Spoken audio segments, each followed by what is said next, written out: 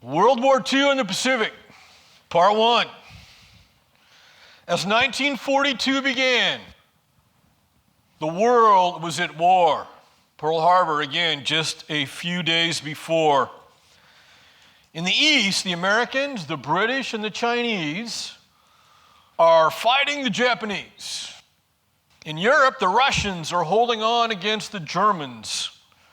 And in North Africa, the British are trying to hold on to Egypt against the Germans and the Italians. As we have observed, it took most of 1942 for American and British forces to organize for the invasion of Northwest Africa. But in the Pacific, in the Far East, the United States does not have the luxury of time and of being able to choose where to fight.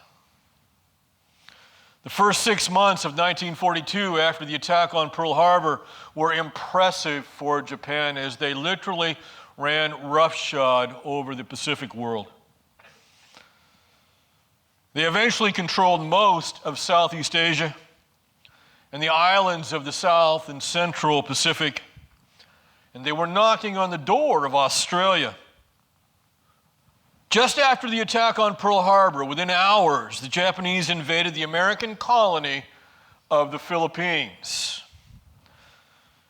The Americans in 1934, and this is an important point, in 1934, the Americans promised the Filipinos their independence in 10 years.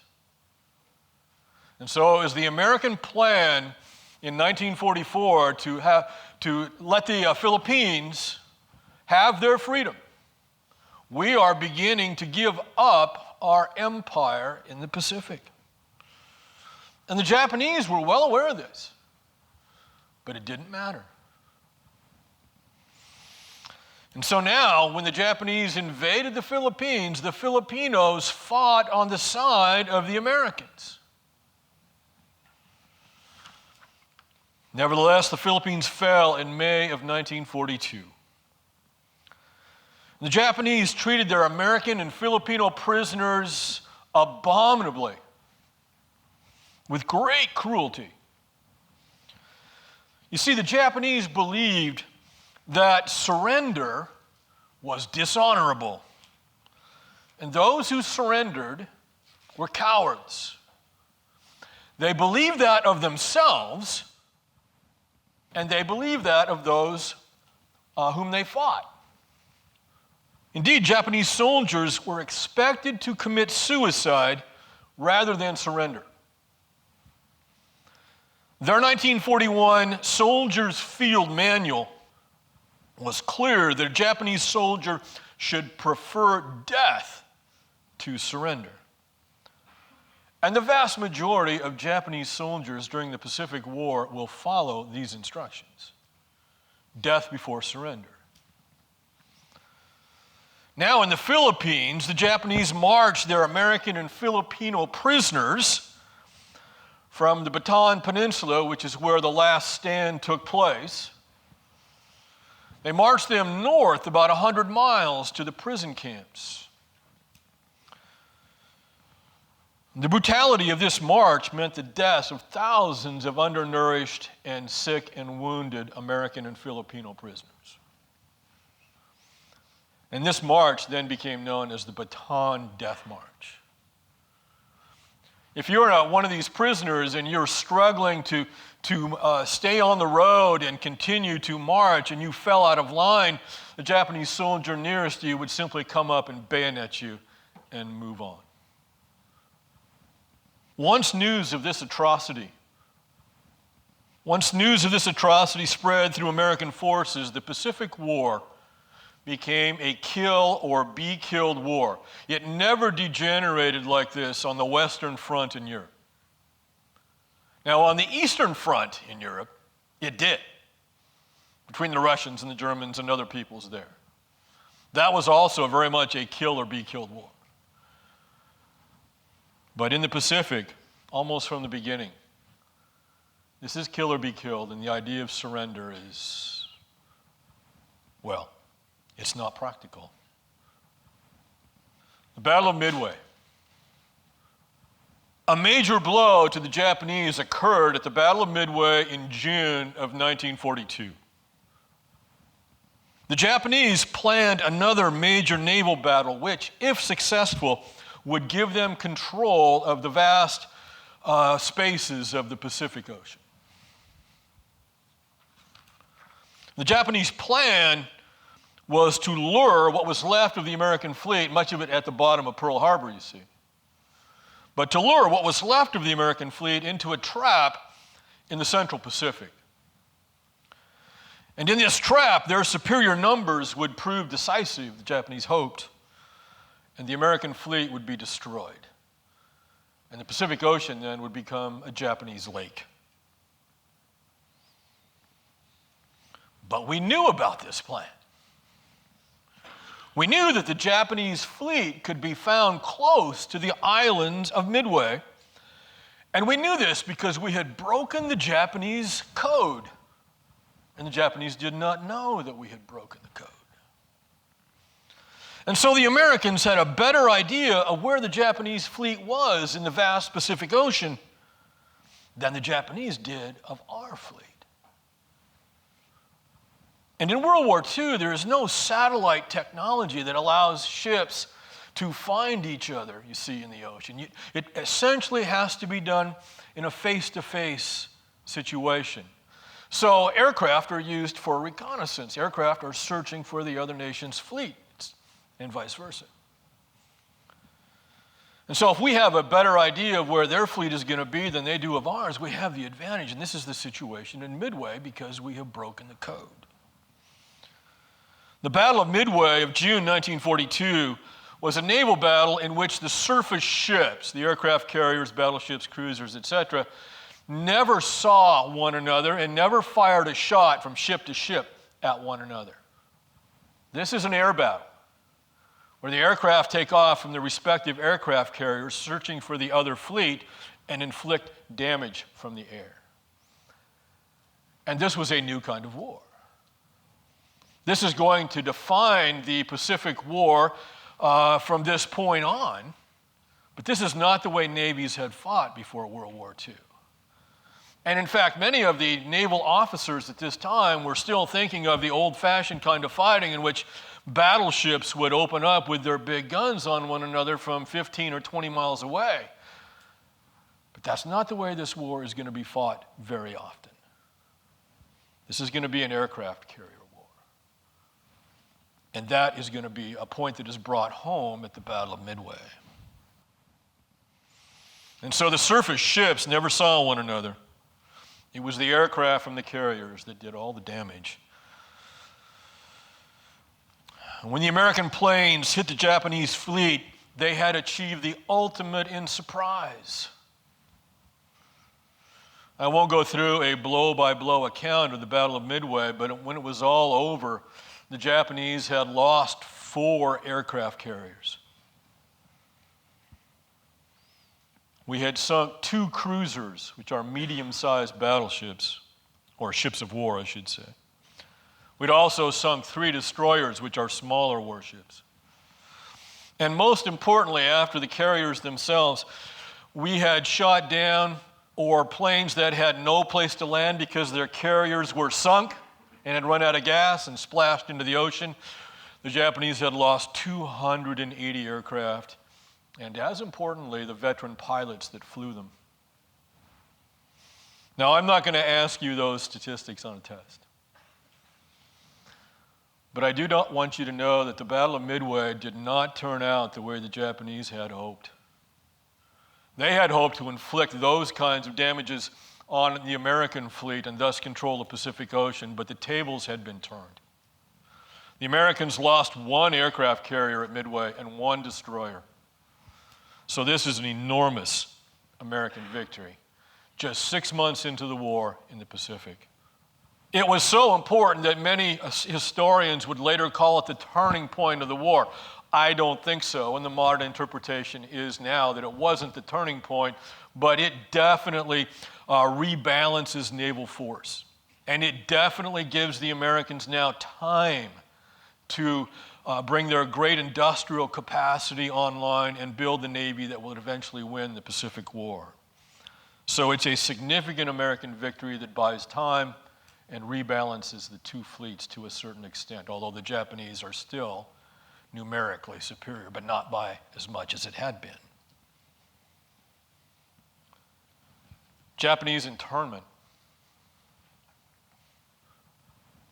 In times of great peril, when nations fear for their very survival, their character is tested. And nations often compromise even the most cherished beliefs under such pressure. They may even compromise a belief in freedom or equality or both. During the Great Depression, the American people resisted the compromise of their highest ideals. But during World War II, we did not. Our own racism, still deeply entrenched in the minds of most of the American people, deeply entrenched in our culture, blinded us to the rights of Japanese American citizens on the West Coast and other Japanese as well who live there. You see, if you're born in the United States, you're automatically a citizen, and the second generation of Japanese on the West Coast in Hawaii are American citizens. They're born here. Shortly after the war began, President Roosevelt, in one of his rare poor decisions, acquiesced in the demand from the people of the West Coast to remove the Japanese people from their midst and place them in internment camps far away from the coasts. Yes. Acquiesce, gave in. Yeah, gave in. The pressure is coming from the people of the West Coast.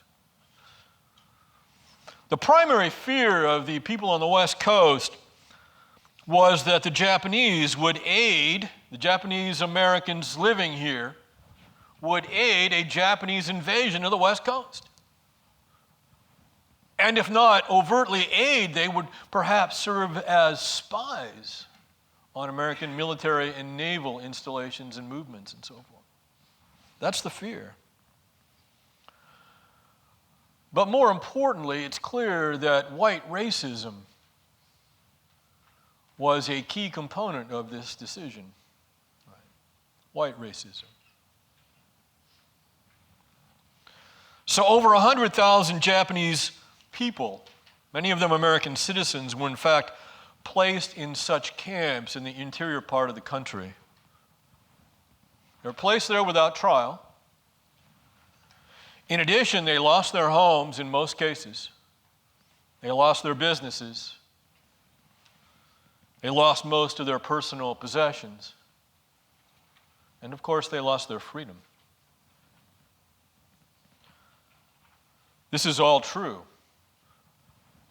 It is, however, not true that the camps were concentration camps. That term, concentration camps, has connotations, doesn't it, of Nazi Germany. These are not concentration camps. They are properly called internment camps. For example, the death rate of those Japanese who lived in the internment camps is no higher in those camps than the death rate was for white people living in their cities and homes and so forth in the West Coast. So let's be careful about the terminology. Nevertheless, this is a stain on the American people. Any Japanese who wanted to go home, who lived in the United States and wanted to go back to Japan, was allowed to do so. 15,000 Japanese got on a ship or ships and went home. 15,000. On the other side of the equation, and one of the most remarkable stories of the Second World War is that after the war had been going on for some time, President Roosevelt agreed to allow the creation of a Japanese-American regiment, a fighting force, made up oftentimes largely of many of those young men who were living in the internment camps. They were given the opportunity to join the United States Army. They were given their own regiment, the 442nd. And then eventually the 442nd is sent to the European theater of the war. It fights in Italy. It'll fight in Western Europe as well.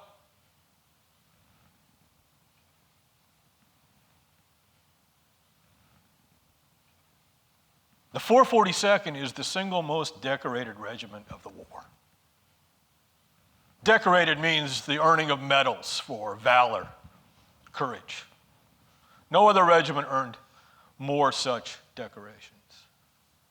The 442nd. Japanese internment was a moral failure on the part of the American people and their government. It was a contradiction of the principles of both of our Constitution and the ideas for which we fought the war. Freedom. Indeed, the four freedoms. Freedom from fear, freedom of worship, freedom from want, and freedom of speech.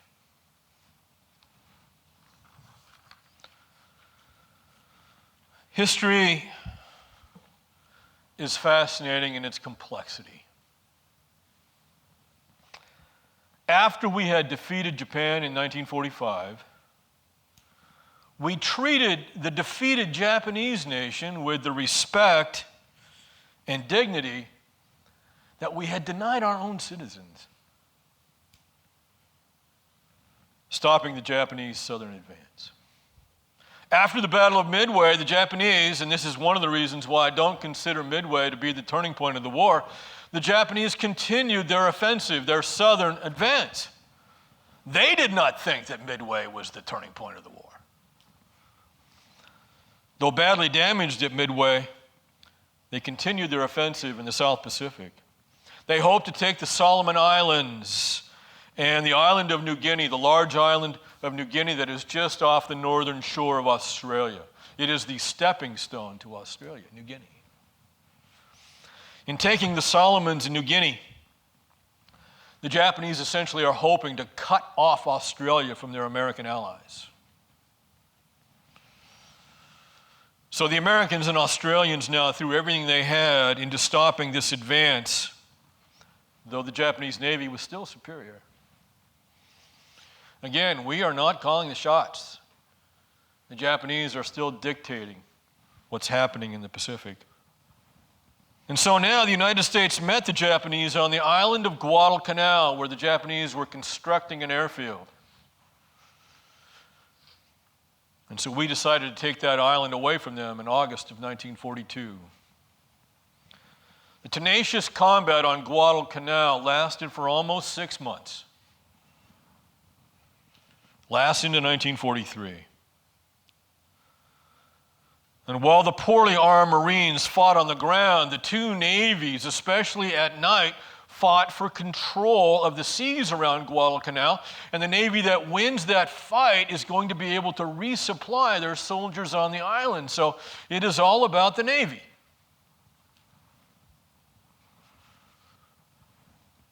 There were so many ships sunk on both sides in the battle off Guadalcanal that the sound off the north edge of the island is called Iron Bottom Sound. Ultimately, the American victory in the battle for Guadalcanal was the turning point of the Pacific War.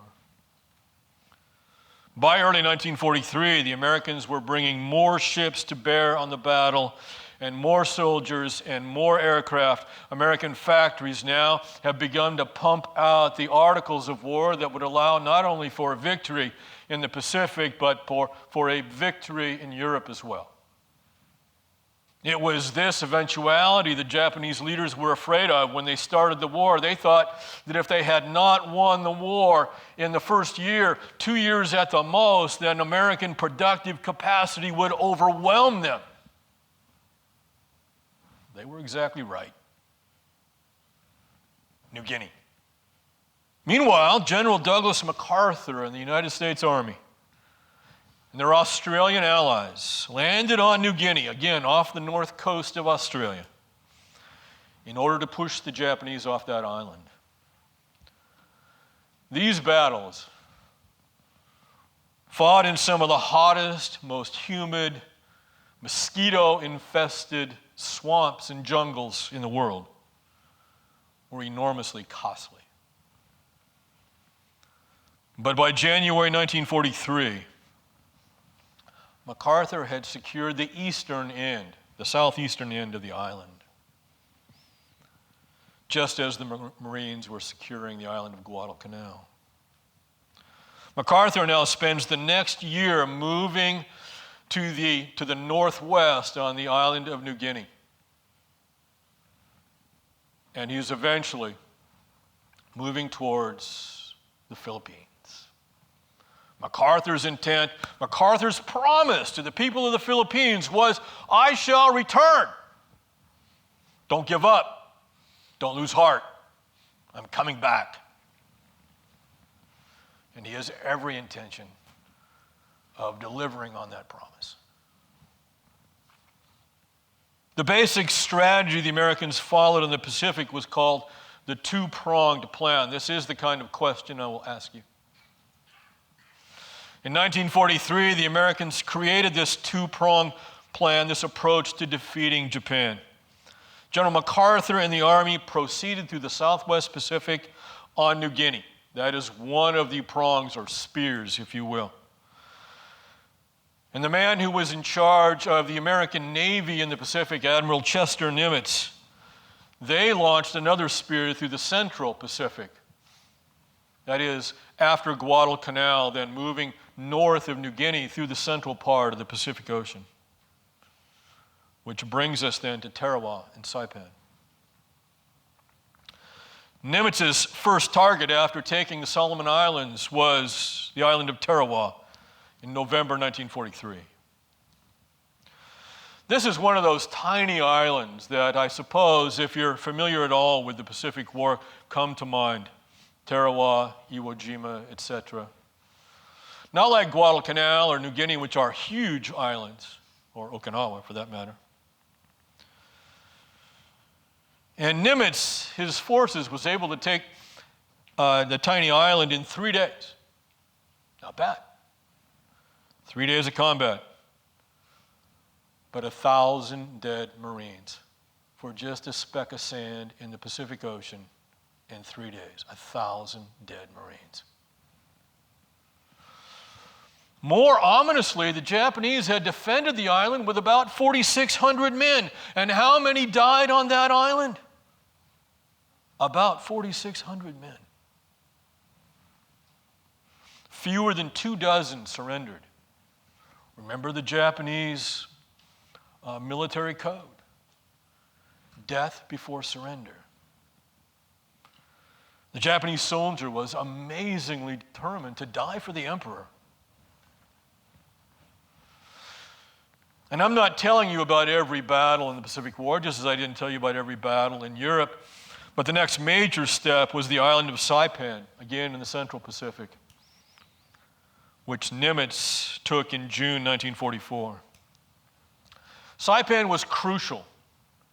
Saipan was to be used to launch the new enormous American bomber, the B-29. Saipan was close enough to the Japanese home islands that these new bombers could take off from Saipan and then after hours find themselves over Japan, deliver bombs on a target, turn around and come back to Saipan.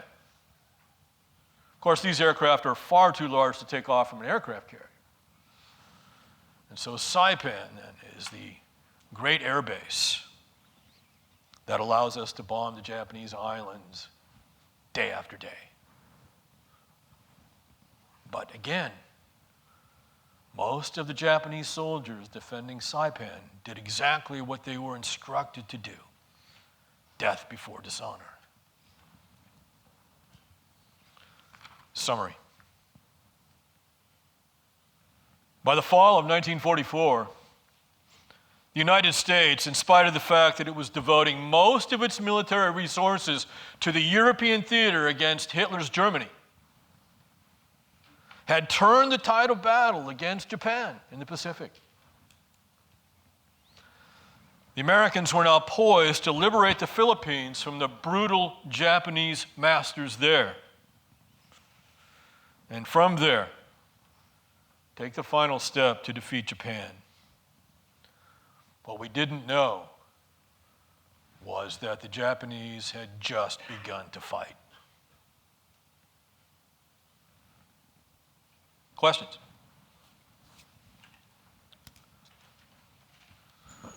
Yes? Yeah, the two-pronged plan. So MacArthur is the American commander of the army in the South Pacific, okay? And he is fighting on New Guinea. New Guinea is a large island that kind of bends up towards the Philippines. So it takes him a year to take New Guinea, and that's one of the spears, one of the prongs of MacArthur in charge of the army with some Navy support, and they're headed towards the Philippines, okay? Whereas Nimitz is coming around from the north of where MacArthur is through the central Pacific, mainly through the ocean, but mainly through the small islands of the central Pacific, okay? So if you think of these two prongs, I think we've got that one map up there we can get back to. Nimitz essentially is protecting MacArthur's right flank as he moves up New Guinea, okay? Yeah, there it is. You see Nimitz with the arrow here?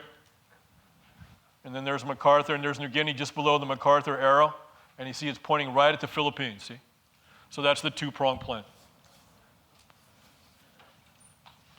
Any other questions? Yes? In America during the, I guess, Internment era, Yes? were there ever actual cases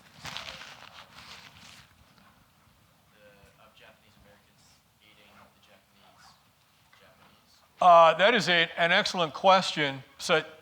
So I don't know the specific answer to that, but there's no doubt in my mind, given the vast number of Japanese there, well over 100,000, that some, we know that 15,000 felt loyalty to the emperor, and they decided to take the offer to go home. Right? So there's an indication of how they felt about the war right there. They wanted to go home and contribute however they could there, right? But there is no Japanese invasion of the West Coast, so there's not much that they can do at that point. Because there isn't that invasion doesn't take place. But I'm sure that there would have been some, probably a very small percentage, who would have tried to help the Japanese invasion forces. Okay. Yes. How were the Japanese